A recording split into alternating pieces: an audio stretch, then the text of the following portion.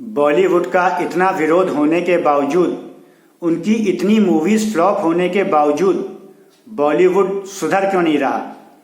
क्यों ये देशद्रोही बातें करते हैं, देश के विरोध में बातें करते हैं, या किसी धर्म विशेष के विरोध के बारे में बातें करते हैं? आखिर वो ऐसा कर कैसे पाते हैं? क्या कोई ऐसा आत्मघाती होता है? क्या कोई स्वयं अपना नुकसान करता है? कहीं इस दुनिया में या किसी भी जगह कभी ऐसा होता है? लेकिन ये एक इस जगह क्यों हो रहा है?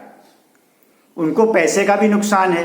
आखिर कोई प्रोड्यूसर, कोई फाइनेंसर क्यों नुकसान करेगा? तो हमें इस चीज को ये समझना होगा कि एक ही पॉसिबिलिटी रह जाती है कि ये एक एजेंडा है, और जिसका एजेंडा है वो ही उनको फंड कर रहा है, पैसे दे रहा है। मूवी फ्लॉप हो जाए कोई बात नहीं, पैसे देने वाला तो वही है, फिर मूवी बनाओ। लेकिन अगर एजेंडा नहीं चलाया, अगर ऐसी हरकत नहीं की, तो मूवी बनाने के पैसे नहीं देंगे, तो फ्लॉप ना हुए भी फ्लॉप हो गए। तो इससे अच्छा मूवी बनाने को मिल रहा है, पैसा मिल रहा है। फ्लॉप हो भी गए तो कभी तो हिट हो गई, चलते रहोगे। फ्लॉप मूवी के बाद भी तुम तो हिट रहोगे, मीडिया तुम्हें कवर करेगा, तुम ही बोलोगे, मुद्दा बनोगे तुम ही, तुम्हारी ही चर्चा होगी कि तुमने उटपटांग के काम किए, गलत मूवी बनाई, गलत चीज़ें दिखाई, जो लोगों की भावनाओं को आहत करे, ऐसी चीज़ें दिखाई। तो किसी का ऐसा एजेंडा है जो किसी की भावनाएं आहत करना चाहता है, कोई नई विचारधारा लाना चाहता है या दूसरी विचारधारा लाना चाहता है, और एक प्रकार की विचारधारा की बदनामी करके, बुरा करके, आहत करके उसे नष्ट करना चाहता है।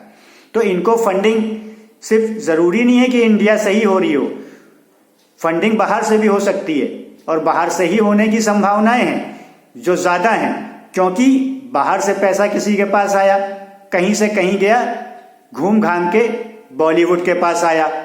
तो तरीके कई होते हैं, लेकिन विदेशी लोग हो सकते हैं। यही विदेशी धौंसियाते भी हैं, सरकारों तक को धौंसिया देते हैं। भारत की सरकार अमेरिका को आंख दिखाती है, चीन को आंख दिखाती है, पर किसके आगे भीगी बिल्ली बन जाती है? आप देखिए, हमारे जेम्स बॉन्ड किसके आगे भीगी बिल्ली बन जाते हैं, यह भी आप देखिए। तो ऐसा रहता है। तो फंडिंग कहीं से भी आ सकती है एजेंडा चलाने के लिए। यह रही बॉलीवुड की कमी, और क्योंकि एजेंडा किसी और का है, संभवतः विदेशी का ही है। जो भी विदेशी है, अब आप समझिए, ये लोग जाते भी रहते हैं, ज़्यादा कहाँ का ट्रिप करते हैं वेस्ट को छोड़कर। चाइना का तो करते नहीं है, बाकी और कहाँ का करते हैं, तो आप समझ जाएंगे। तो इस प्रकार से इनको जब पैसा वहीं से मिलेगा, वही जो चाहेंगे, हो सकता है वहाँ से पैसा आए, पाकिस्तान जाए, आईएसआई देती है हो। लोग कहते हैं आईएसआई देती है, आईएसआई खुद से थोड़ी देगी, वो तो खुद भूखे नंगे हैं। एजेंडा चलाने के लिए कोई और उन्हें दे सकता है, तभी तो आएगा। ऐसे आईएसआई फालतू के काम नहीं करती, जब तक कोई और उसे फंड ना करे। थोड़ा कर सकती है, लेकिन इतना ज्यादा नहीं कि कोई भी मूवी फ्लॉप हो जाए, सैकड़ों करोड़ की बने। अरे उतने में तो पूरा देश चला लेंगे अपना, जितनी मूवीज फ्लॉप होती जा रही हैं। तो वो ऐसा काम नहीं करेंगे। उनको भी अगर वो कर भी रहे हैं तो उनको कहीं और से आ रहा होगा, तो वो लोग फिर तो करेंगे ही, क्योंकि उनको भी उसमें कमाई होगी। वो एक अलग की बात है। तो यह है फंडिंग की बात। दूसरी बात, उसमें सारा सिस्टम मिला होता है। ये ना आप समझें आपके नेता, आपकी पार्टी जिसके आप भक्त हैं, वो नहीं मिली है।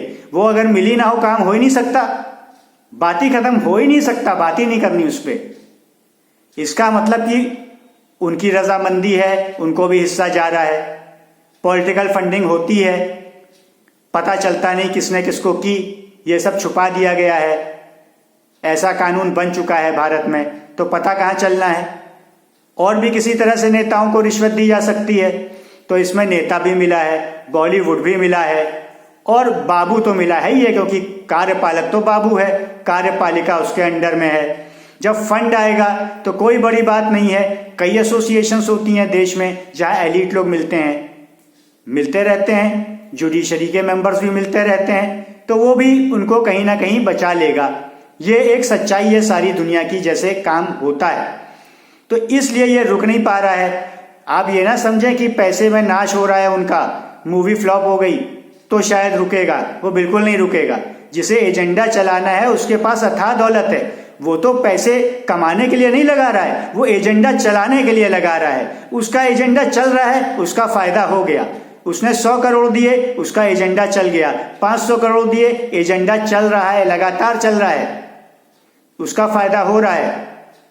बीच में लोग अलग ना हो जाएं, थोड़ा बहुत नॉर्मल मूवी भी कर देगा, लेकिन फिर वही एजेंडा करेगा, क्योंकि उसको जिंदा रहना है। उसको पैसे का लाभ नहीं चाहिए, उसके पास बहुत सारे काम धंधे होंगे जिससे वो बहुत कमाता होगा। कहीं कई तरफ से दौलत आ रही होगी, आती है, लेकिन जो यहां पे वो खर्च कर रहा है वो अपने एजेंडा के लिए खर्च कर रहा है। उसमें उसका क्या लाभ है? कोई भी लाभ हो सकता है जो कि छुपा हुआ है। हो सकता है वो एक माहौल ऐसा बनाए, फिर बाद में कमाए भारत से, ऐसी स्थिति भारत में पैदा कर दे, अपने गुलाम पैदा कर दे, कैप्चर कर ले किसी तरीके से आइडियोलॉजी के जरिए भारत को, फिर कमाएगा ढंग से। तो कुछ भी कर सकता है। तो इस तरह की ये स्थिति है। इसमें सिर्फ बॉलीवुड ही नहीं, आपके नेता और बाबू भी इन्वॉल्व हैं, मीडिया भी इन्वॉल्व है। मीडिया ही तो इनको प्रमोट करता है, ऐसी बातें मीडिया और उछालता है। और मीडिया बुराई भी नहीं करता, मीडिया भी इधर उधर घुमाता है। कर भी देगा तो होना क्या है? अब मीडिया सजा तो दे नहीं सकता, सजा मान लिया जुडिशरी दे, जुडिशरी भी क्यों दे? क्या उनको फायदे नहीं मिलते? क्या वो इंसान नहीं है? क्या वो रिश्वत नहीं लेना जानते? उनको पता नहीं है रिश्वत क्या होती है? रिश्वत में जो दौलत मिलती है उसका मजा उन्हें नहीं आता है क्या? उनका सेंस नहीं है क्या? कोई फीलिंग सेंसेशन नहीं है कि दौलत है, मजा आ रहा है? तो जाहिर सी बात है कि वो भी इन्वॉल्व होंगे, तभी ये ऐसा हो रहा है, ये जिंदा है।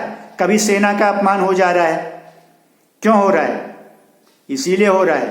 कभी किसी के धर्म का अपमान हो रहा है, इसीलिए हो रहा है। टारगेट करके धर्म विशेष का अपमान हो रहा है, क्यों हो रहा है? किसका अपमान नहीं हो रहा है? फंड देने वाला का जो ऑब्जेक्टिव है, जिसको वो नहीं चाहेगा उसका अपमान कभी नहीं होगा, करेंगे ही नहीं। इसलिए नहीं कि सिर्फ डर से, इसलिए कि फिर फंड भी नहीं मिलेगा। ये सबसे बड़ा डर है, यही सबसे बड़ा डर है। तो इसलिए बॉलीवुड सुधरने से रहा। आपके नेता इसको फैसिलिटेट कर रहे हैं। आपके जनप्रतिनिधि चाहते तो कानून बनाकर और एग्जीक्यूटिव ऑर्डर से भी उसको रुकवा सकते थे। इसलिए सबसे बड़े दोषी इसमें वो हैं, उसके बाद बॉलीवुड वाले हैं। तो पहले नेता, फिर बाबू, फिर मीडिया और जुडिशरी, और फिर बॉलीवुड। ये क्रम है इसमें दोषियों का।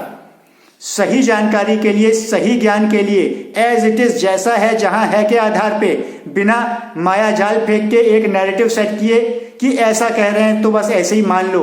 अगर आप सही चीजों को सही तरीके से समझना चाहते हैं तो इस वीडियो को ज्यादा से ज्यादा शेयर करें, जिससे ये चीज ज्यादा से ज्यादा पहुंचे कि आगे और सही जानकारी आपके सामने लाई जा सके।